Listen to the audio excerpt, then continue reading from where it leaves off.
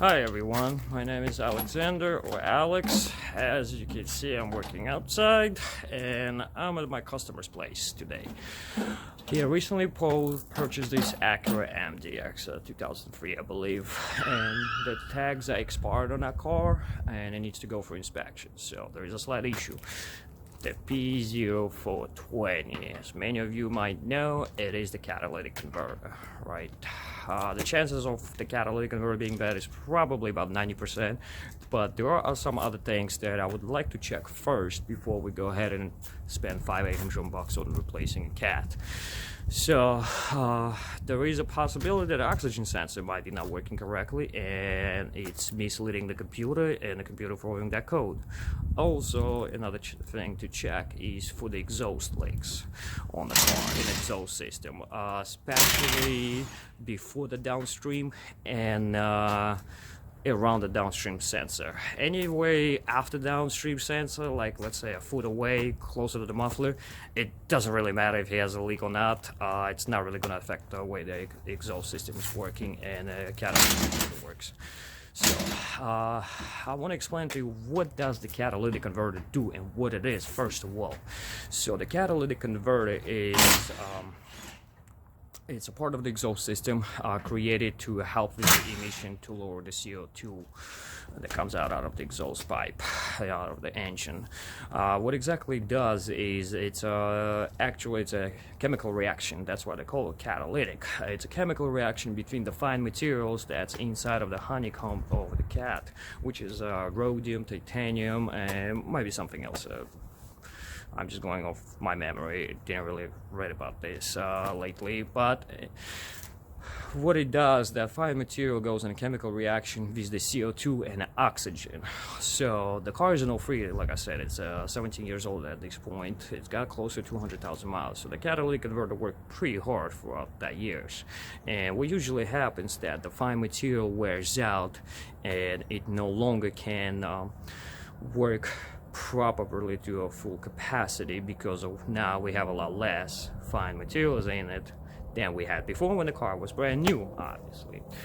Also, another thing that could happen, the fine material can get dirty over the years. Let's say if your car is burning oil or it's throwing extra gas into the combustion chamber for whatever reason, and that can cause the catalytic converter to go bad as well, and that's what you're going to get.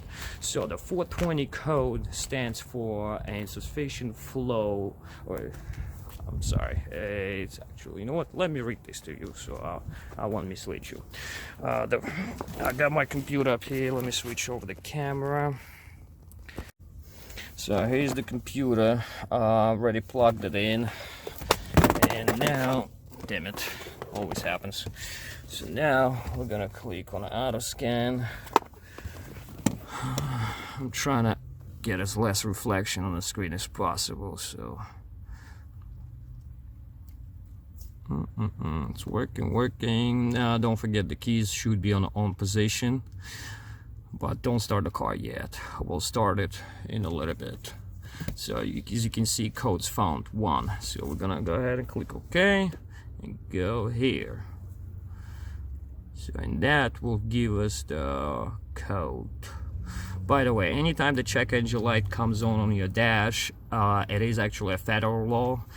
The car must kick a check engine light for only emission related issue. So let's say your heated seat doesn't work no longer, that would not set a check engine light, only emission related issues. So here's the code: catalytic system efficiency below threshold, bank 1.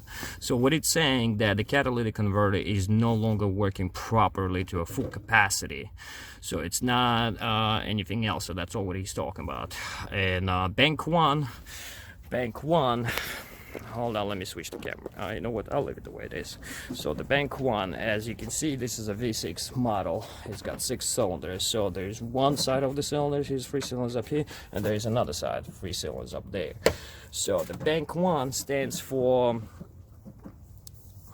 number depending on which side the cylinder 1 located. So what I usually do, I just Google it, 03 Mazda, the Acura MDX, and firing order, And on this car, the number 1 cylinder gonna be right over there. You're not looking for cylinder number 2. The cylinder number 2 could be here, but it's still gonna be in bank 1, or it could be here, depending on the car, and this will be the bank 2. But you always go off the cylinder number 1, which is up there, so that's bank 1. So my catalytic converter is located in the back.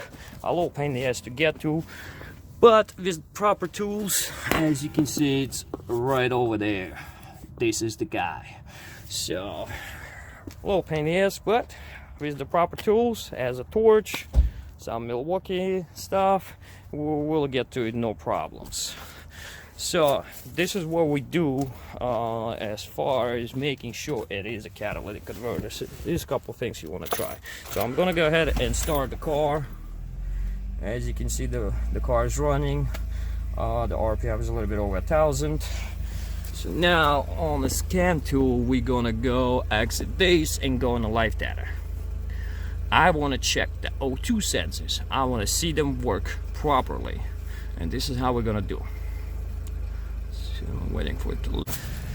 All right. So far, what we learned: O2 sensors work correctly. There are no exhaust leaks in the car, so I'm 99.95% sure it's just a catalytic converter. So I'm just gonna go ahead and do that. But since we're working on this car, I wanted to show you one more thing. And that is allowed. Hold on 1 second. Let me turn this on. It is allowed fan, inside fan, cabin fan. I don't know if you can hear it. I'll try to put the microphone closer so it's spinning up right now. I've been noticing this issue on these cars about around this year, 0305, that the cabin fan for your like AC, the blower motor, here we go. For AC and the heater, if you put it on full throttle, it's kind of loud, a little bit noisy. Hold on, let me see if I can put the mic closer to it. Let's see if you can hear it.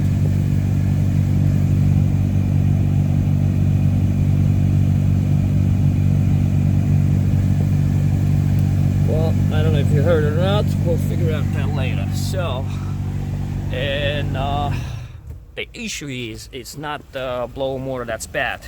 It's actually dirty. If you take it out, I'm sure you'll find it some tree leaves in it, stuff like that. And what I would do first, I would take the blower motor out and clean it if it's dirty and it got things in it, and I would take the cabin air filter out as well and put a new one in, and make sure you vacuum it and get all the crap out of it, because that's usually the number 1 reason for that noise out of that blower motor, and usually it fixes the problem, so you don't have to spend 60 or $100 buying a new one. You know what I mean?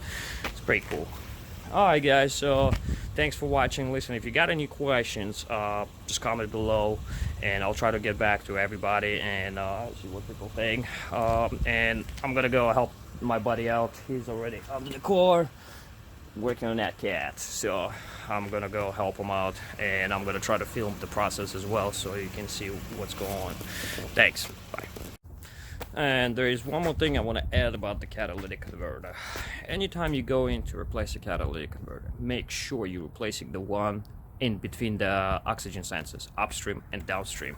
Like I showed you earlier, the new catalytic converter I have, it has 2 holes, and that's for upstream and downstream. Some catalytic converters might not have those holes, and the oxygen sensor is installed before the cat and after the cat. There is a possibility that some cars actually have 4 catalytic converters, right? So the 2 first catalytic converter is going to be between the oxygen sensors, and then after the downstream sensor there's going to be another catalytic converter on that pipe. Listen, that catalytic converter, it might go bad as well, but it's a secondary catalytic converter. There is really no reason to replace it unless it's clogged up and causing the issue, but most likely the catalytic going to get clogged up is the first one, and there is no way for the computer to know that the secondary catalytic converter is clogged up because there is no O2 sensor afterwards. So don't waste your money on replacing that one. Don't make that mistake. And also I wanted to talk about the price of the catalytic converters. Never a really good idea buying the new one. The reason is the companies that sell cheap catalytic converters for like $150, they don't put too much of fine materials in it, fine metals, rhodium, titanium, which will not allow catalytic converter to last long. I've seen them go bad within like 2-3 months. Yes, there are expensive ones for like $500, but really no need to go crazy like that unless you're really trying to, you know, keep the car for another 5-7 years. Usually the one I get is in about $300 range, and I had pretty good experience with that. Get out about 3 years, 4 years out of it, sometimes up to even 5 years. So for a used car, that's not bad at all, especially the one I'm working on. It's an 03, so I think it's the best purchase for the money.